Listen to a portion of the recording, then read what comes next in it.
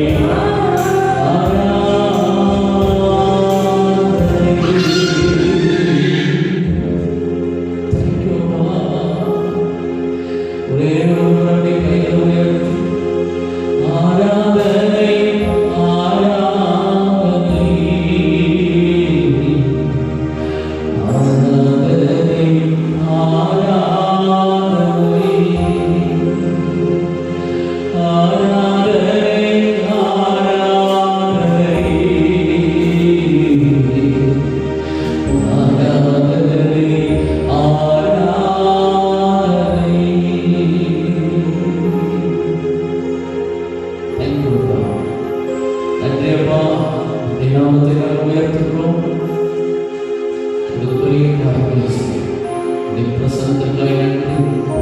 உலகளோடு பேசும் ஆளுகை செய்யும் ஆசீர்வதியும் இந்த சத்தம் கேட்கிற இந்த பாடங்கள் ஒவ்வொருவரையும் ஆசீர்வதியும்.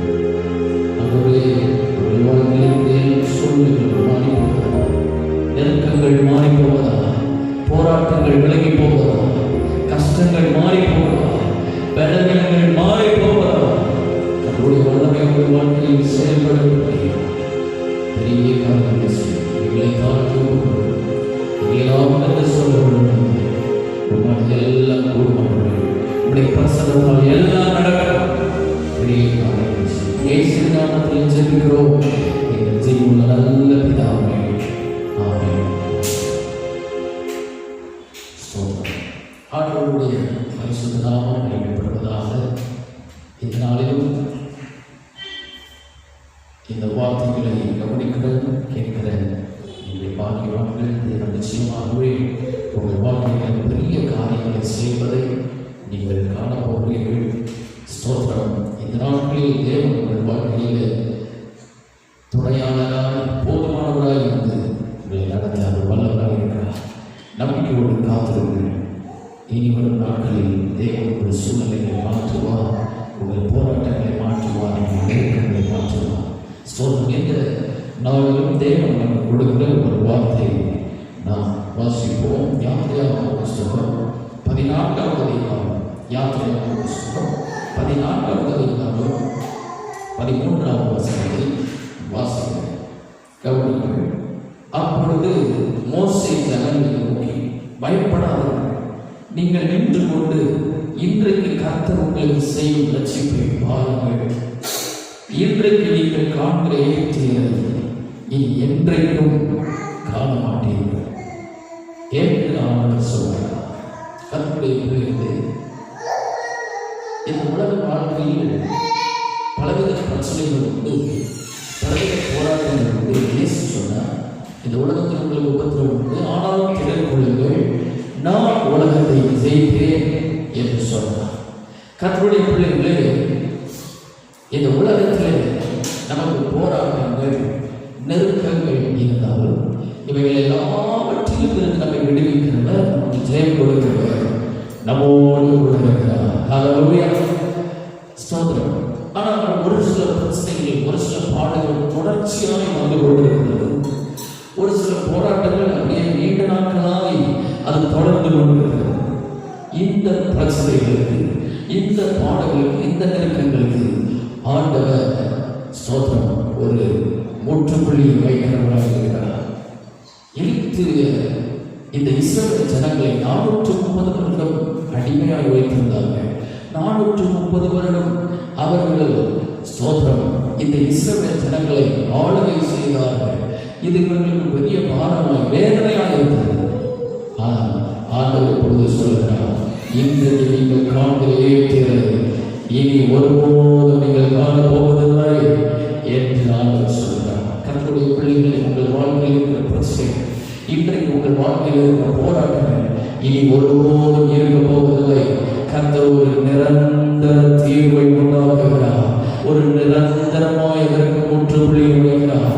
உங்கள் வாழ்க்கையில அற்புதங்களை செய்கிறவர் நல்ல தேவனாக இருக்கிறார். கர்த்தருடைய பிள்ளைகள், ஆண்டவர் சொல்லுகிறார், இஸ்ரவேல் ஜனங்களை பார்த்து, இந்த சூழ்நிலைகளை பார்த்து நீங்கள் கலக்க வேண்டியதில்லை, இந்த போராட்டங்களை பார்த்து நீங்கள் கலக்க வேண்டியதில்லை, இனி என்றைக்கும் காண மாட்டீர்கள். இந்த பிரச்சனை, இந்த போராட்டம் இனி என்றைக்கும் இருக்க போவதில்லை என்று ஆண்டவர் சொல்லுகிறார். ஏசாயா 41வது அதிகாரம் 12வது வசனத்தில் வாசிக்கிறோம், போராடினவர்களை தேடியும் நீ காணாதிருப்பாய் என்று ஆண்டவர் சொல்கிறார். கர்த்தருடைய பிள்ளைகளே, சில பிரச்சனைகளுக்கு ஆண்டவர் முற்றுப்புள்ளி வைக்கிறார், நிரந்தர தீர்வை உண்டாக்குகிறார். இப்படி நிறைய காரியங்களை நாம் வேதத்தில் பார்க்கிறோம். அப்படி நம்முடைய வாழ்க்கையில் இந்த சட்டம் கேட்கிற தேவ பிள்ளைகளே, உங்கள் வாழ்க்கையில் இருக்கிற பல பிரச்சனைகளுக்கு நிரந்தர தீர்வை ஆண்டவர் கொடுக்கிறார். நிரந்தரமான ஒரு முற்றுப்புள்ளியை கர்த்தர் வைக்கிறார். அவைகளில் இருந்து தேவன் உங்களை விடுதலையாக்க வல்லவராக. 2 நாளாகவும் 14வது அதிகாரம் 13வது வசனத்தில் இப்படி வாசிக்கிறோம். ஆசா ராஜா நாட்களிலே ஒரு யுத்தம் எத்தியோப்பியாவுக்கு விரோதமாக நடக்கிறது. ஸ்தோத்திரம். அந்த யுத்தத்தில் ஆண்டவர் ஒரு பெரிய ஜெயத்தை கொடுக்கிறார். அது எப்படிப்பட்ட ஜெயம் என்றால், எத்தியோப்பியர் திரும்ப பலன் கொள்ளாதபடிக்கு, திரும்ப எழுப்ப முடியாத அளவோடு பெரிய ஜெயத்தை தம்முடைய ஜனங்களுக்கு கருத்தில் கொடுத்தார். உங்கள் வாழ்க்கையில் அடிக்கடி வருகிற போராட்டங்கள், ஸ்தோத்திரம், தொடர்ச்சியாக நீண்ட நாட்களாக இருந்து கொண்டிருக்கிற நெருக்கங்களுக்கு தேவன் ஒரு முற்றுப்புள்ளி வைக்க போகிறார். உங்கள் வாழ்க்கையில் இருக்கிற சூழ்நிலைகளை தேவன் மாற்றி போட போகிறார். இனி என்றைக்கும் காண மாட்டீர்கள். கர்த்தருடைய பிள்ளைகள், நம்முடைய வாழ்க்கையில் இருக்கிற எல்லா சூழ்நிலைகளையும் மாற்ற அதிகாரம் அதை சீக்கிரத்தில் நீங்கிவிடும். இந்த லேசான தேவ பிள்ளைகளே, சீக்கிரத்தில் நீங்கள் கர்த்தருடைய மகிமையான அற்புதத்தை காணப்போகிறீர்கள். கர்த்தர் உங்கள் வாழ்க்கையில் பெரிய காரியங்களை செய்யும் நேரம் வந்துவிட்டது. தேவ பிள்ளைகளே, ஒரு 3 காரியங்களை இஸ்ரவேல் ஜனங்களை பார்த்து சொல்கிறார். இப்படி ஒரு நிரந்தர தீர்வை நான் உண்டாக்க போகிறேன் என்று சொல்கிறேன். ஒரு 3 காரியங்களை சொல்கிறார். அதே யாத்திராகமம் 14:13 வசனத்தில் பயப்படாதீர்கள் என்று சொல்கிறார். நம்ம நிறைய நேரங்களில் நம்முடைய சூழ்நிலைகளை பார்த்து, நம்முடைய போராட்டங்களை பார்த்து, நம்முடைய நெருக்கங்களை பார்த்து பயந்து போகிறோம். ஆனால் தேவன் சொல்கிறார், பயப்படாதீர்கள். சூழ்நிலை பயப்படக்கூடியது தான், ஆனால் நீங்கள் பயப்படாதீர்கள். நீங்கள் பயப்படாமல் இருந்தாலே பாதி வெற்றியை பெற்றுவிட்டீர்கள் என்றார். மன வலிமை இருந்தால், நீங்கள் திடன் உள்ளவர்களாக இருந்தால் பாதி நீங்கள் ஜெயித்து விட்டீர்கள். கர்த்தருடைய பிள்ளைகள், ஆண்டவன் சொல்கிறார், பயப்படாதீர்கள். சில இடங்கள் அந்த ஸ்தோத்திரம் பார்வையுடைய சேனைகளை பார்த்து பயங்கரமாக பயப்படுகிறார்கள். அதனால் என்ன சொல்கிறார்கள் என்றால், அதை யாத்திராகமம் 14 ஸ்தோத்திரம் 12 வசனத்தில் வாசிக்கும்போது, எகிப்தியருக்கு வேலை செய்கிறது எங்களுக்கு நலமாக இருக்கும் அப்படின்னு. நாங்கள் இந்த நாகத்தில் சாகிறத, இந்த செங்கடப்பகுதியில் சாகிறத, எகிப்தியருக்கு அடிமையாக போயிடுவோம், அங்கே வேலை செஞ்சு போகிறோம் அப்படிங்கிறாங்க. ஏன் அப்படி சொல்கிறாங்க? அங்கே அடிமையாக இருக்கிறது அவங்களுக்கு விருப்பம் அல்ல. ஆனாலும் ஏன் அப்படி சொல்கிறார்கள் என்றால், யுத்தம் செய்ய தெரியாது, யுத்தம் பண்ண முடியவில்லை என்பதற்காக நாங்கள் அப்படியாவது இருந்திருப்போமே அப்படின்னு தேவப்பிள்ளைங்க. அதனால தான் ஆண்டவர் சொல்கிறார், அந்த 14 வசனத்தில் கர்த்தர் சொல்கிறார், கர்த்தர் உங்களுக்காக யுத்தம் பண்ணுவார், நீங்கள் சும்மா இருப்பீர்கள். அல்லேலூயா. நீங்கள் யுத்தம் பண்ண தெரியாது, உங்களுக்கு யுத்தம் பண்ண முடியாது, ஆனால் நானே உங்களுக்காக யுத்தம் பண்ண போகிறேன், நீங்கள் சும்மா இருப்பீர்கள் என்று ஆண்டவர் சொல்கிறார். கர்த்தருடைய பிள்ளைகள், நாம் பயப்படாமல் நம்முடைய சூழ்நிலைகள் மத்தியிலே இருக்க வேண்டும். 2வது ஆண்டவர் சொல்லுகிறார், அந்த யாத்திராகமம் 14 வசனத்தில் சொல்கிறார், நீங்கள் நின்று கொண்டு இன்றைக்கு கர்த்தர் உங்களுக்கு செய்யும் ரட்சிப்பை பாருங்கள் என்று சொல்கிறார். கர்த்தருடைய பிள்ளைகளே, நம்முடைய வாழ்க்கையில் நிறைய பிரச்சனைகள், நிறைய பாடுகளை தேவன் அனுமதிக்கிறார்.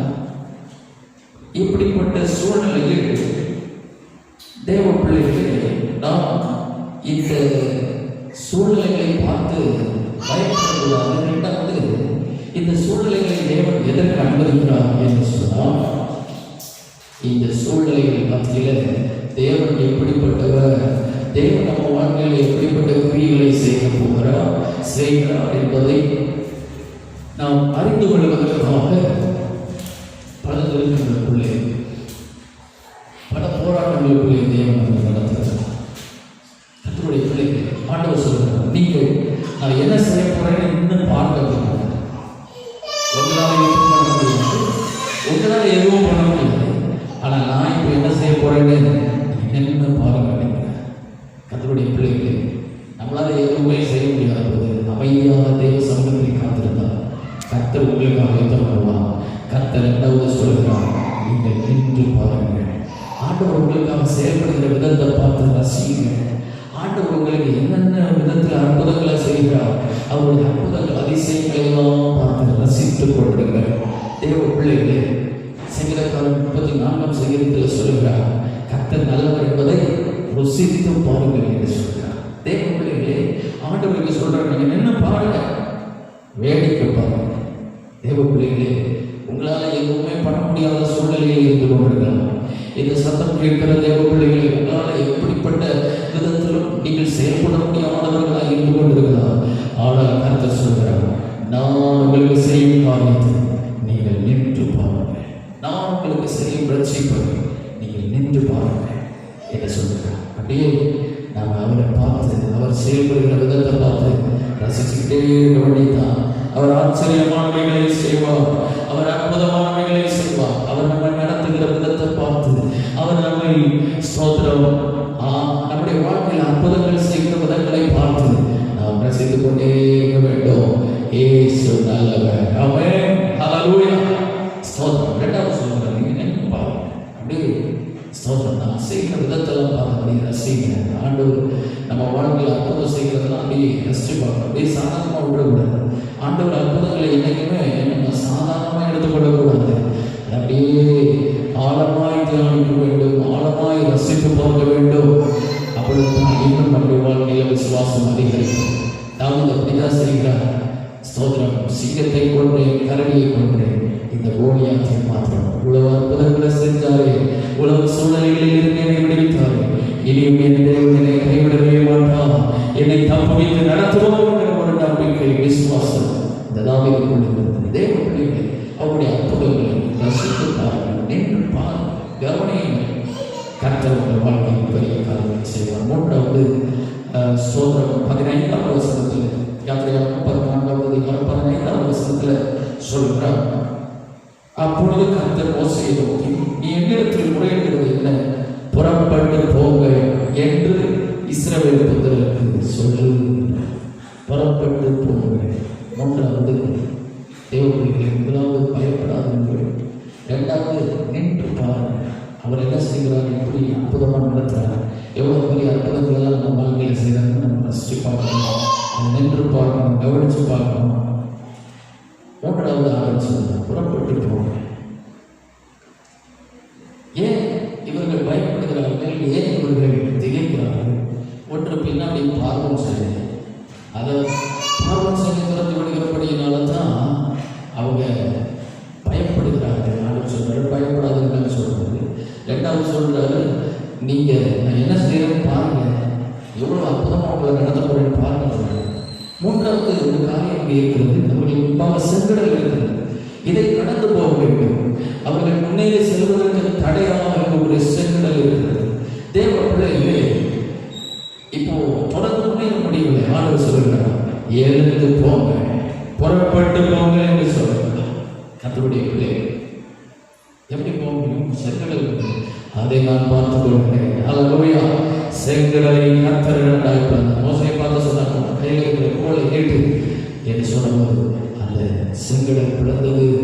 உலர்ந்த தரை வழியாய் இஸ்ரவேல் ஜனங்கள் கரைப்பட்டார்கள். தேவ பிள்ளைகளே, இந்த வேத பகுதியில் கர்த்தர் சொல்லுகிற மூன்றாவது காரியம், உங்கள் வாழ்க்கையில் இருக்கிற தடைகளை எல்லாம் தாண்டி நீங்கள் முன்னேறி செல்ல போகிறீர்கள். உங்கள் வாழ்க்கையில் இருக்கிற சூழ்நிலைகளை எல்லாம் தாண்டி நீங்கள் முன்னேறி செல்ல போகிறீர்கள். ஆவிக்குரிய வாழ்க்கையில் இருக்கிற தடைகள், ஸ்தோத்திரம், ஜெபிக்க, வேத வாசிக்க, தேவனை தேட, ஸ்தோத்திரம், அவருக்காய் வாழ இருக்கிற எல்லா தடைகளும் கர்த்தர் உடைத்து போட போகிறார். புறப்பட்டு போங்க. ஆவிக்குரிய வாழ்க்கையில் இன்னும் 1000 முழம், இன்னும் 1000 முழம் என்று முன்னேறி செல்லுங்கள். கர்த்தர் உங்களை ஆசீர்வதிக்க காத்திருக்கிறார். ஸ்தோத்திரம், கானானின் மகிமையான ஆசீர்வாதங்கள் உங்களுக்கு உண்டு. ஏலியின் ஸ்தோத்திரம் ஆசீர்வாதங்கள் உங்களுக்கு உண்டு. தேவன் உங்களுக்கு ஆயத்தப்படுத்தி வைத்திருக்கிற மகிமையான ஆசீர்வாதங்களை நீங்கள் சுதந்திரிக்க முடியும். தேவ பிள்ளைகளை, உலக வாழ்க்கையில் கூட ஸ்தோத்திரம், தேவனுடைய ஆசீர்வாதங்கள் கிடையாது. ஸ்தோத்திரம், நீங்கள் சொல்ல முடியாதபடி இருந்த எல்லா தடைகளையும் கர்த்தர் மாற்றி போட்டு கர்த்தர் சொல்லலாம், புறப்பட்டு போங்க. உங்களுக்கு முன்பாக இருந்த தடைகளை நான் மாற்றி விட்டுகிறேன். தடைகள் உடைக்கப்பட்டாயிற்று, தடைகள் நீக்கப்பட்டாயிற்று. உங்கள் வாழ்க்கையில், உங்கள் வேலைக்கு விரோதமா, ஸ்தோத்திரம், உங்கள் குடும்பத்துக்கு விரோதமா, உங்கள் வளர்ச்சிக்கு விரோதமா, உங்கள் உயர்வுக்கு விரோதமா இருந்த எல்லா தடைகளையும் கர்த்தர் மாற்றி போடுகிறார். ஸ்தோத்திரம், இன்னொரு அடுத்த அளவுக்குள்ள, அடுத்த ஒரு உயர்வுக்குள்ள கர்த்தர் உங்கள் குடும்பத்தை நடத்த போகிறார். ஸ்தோத்திரம், நம்பிக்கையோடு தேவனை சார்ந்து கொள்ளுங்கள், தேவனை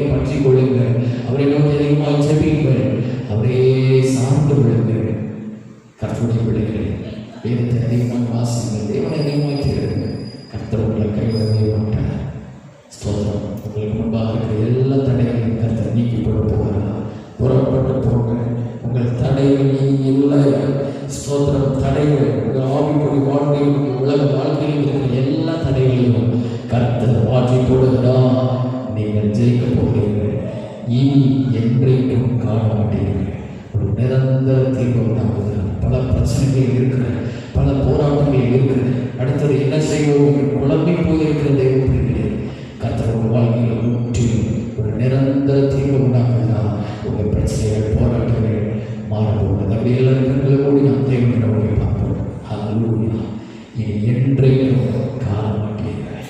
உங்கள் வாழ்க்கையில் ஒரு நிரந்தர தீர்வு உண்டாகுகிறார். உங்கள் பிரச்சனைகள் மத்தியில், உங்கள் பாடுகள் மத்தியில், உங்கள் போராட்டங்கள் மத்தியில் ஸ்தோத்திரம். ஆவிக்குரிய வாழ்க்கையில் கூட ஸ்தோத்திரம் உங்களுக்கு தடையாக இருக்கிற எல்லா காரியங்களையும் நீக்கி போட்டு அல்லேலூயா அடுத்த உயரங்களுக்குள் ஆவிக்குரிய வாழ்க்கையில் உங்களை கொண்டு செல்ல நடத்த தேவன் இறங்கி வந்திருக்கிறார். அப்படி எல்லாம் கண்களை மூடி அல்லேலூயா. Thank you Jesus. நன்றியப்பா. Hallelujah, hallelujah. Thank you Jesus. நன்றியப்பா. Thank you பா. Hallelujah, hallelujah. உம்மை ஆராதிக்கின்றோம், ஆர்ப்பரிக்கின்றோம், அன்பு செய்கின்றோம். உம்மை ஆராதிக்கின்றோம், ஆர்ப்பரிக்கின்றோம், அன்பு செய்கின்றோம். Hallelujah. Thank you பா. அவருடைய ஜெபங்கள் அப்பா இவர்களுடைய நாமத்தை நாங்கள் உயர்த்துகிறோம். ஏதாவது வேலையிலும் அடுப்பே சோதரத்தை பார்த்து கொண்டிருக்கிற சத்தம் கேட்கிற இணைந்திருக்கிற ஒவ்வொருவரையும் ஆசீர்வதிப்பா. நிறைவான ஆசீர்வாதங்கள் முழு குடும்பத்தின் மேலும் இறங்கி வருவதாக. ஹல்லேலூயா. அடுப்பே இந்த இக்கட்டான சூழ்நிலைகளில் நெருக்கத்தின் காலங்களில் கர்த்தருடைய பாதுகாப்பு ஒவ்வொரு குடும்பத்தோடு கூட இருப்பதாக. ஒவ்வொரு குடும்பம் தேவ தயவோடு இருப்பதாக. வியாதி விலகங்களில் இருக்கிறவர்களுக்கு இப்பொழுதே பணிபுரிந்த சுக விடுதலை உண்டாகும். எங்கள் தேசத்தை, எங்கள் பட்டணத்தை பாதுகாத்துள்ளோம். எங்கள் தேசத்தில் இருக்கிற எல்லா சூழ்நிலைகள் மாறட்டும். எல்லா வியாதிகள் பிள்ளைகள் விலகி போகிறார். அந்த பருவ சுகத்தை கொடுத்து ஒவ்வொருவரையும் நடத்துகிறோம். மேலும் இந்த வியாதிகள் பரவாதத்தை காத்துக்கொள். ஒவ்வொருவரையும் ஆசீர்வாதம். அடுவே ஸ்தோத்திரமா. அடுவே ஒவ்வொரு இந்த சத்தத்திற்கு எல்லாரும் ஆசீர்வதிக்கப்படலாம். அடுவே ஸ்தோத்திரம். பெரிய காரியங்களை செய்ய காத்துக்கொள்ளும். இந்த வாழ்வு போக்குவரத்துகள் வேலைகள் எல்லாத்தையும் ஆசீர்வதிக்கலாம். அடுவே ஸ்தோத்திரம். வாசித்த நெக்ஸ்ட் ஸ்தோத்திரம் ஆசீர்வதிக்க நன்மைகளால் நிரப்புங்க. முழு குடும்பத்தையும் ஆசீர்வதிக்க பெரிய காரியங்களை செய்திகளை தாழ்த்தி ஒப்புக் கொடுக்கிறோம். உடைய திருநாமத்தை நாங்கள் உயர்த்துகிறோம். எல்லா துதியும் மகிமையும் அப்பா பண்ணி செலுத்துகிறோம். ரட்சகர் இயேசுவின் நாமத்தில் ஜெபிக்கிறோம். ஜீவனுள்ள நல்ல பிதாவே. ஆமென். என் ஆத்மாவே கர்த்தரை ஸ்தோத்திரி. முழுமையுடைய பரிசுத்த நாமத்தை ஸ்தோத்திரி. என் ஆத்மாவே கர்த்தரை ஸ்தோத்திரி. கர்த்தர் செய்த சகல உபகாரங்களையும் நாமதே. ஆமென். ஆமென். நம்முடைய கர்த்தராகிய இயேசு கிறிஸ்துவின் கிருபையும் பிதாவாகிய தேவனுடைய அன்பும் பரிசுத்த ஆவியானவருடைய ஐக்கியமும் இன்னும் சதா காலங்களிலும் நம் அனைவரோடு கூட இருப்பதாக.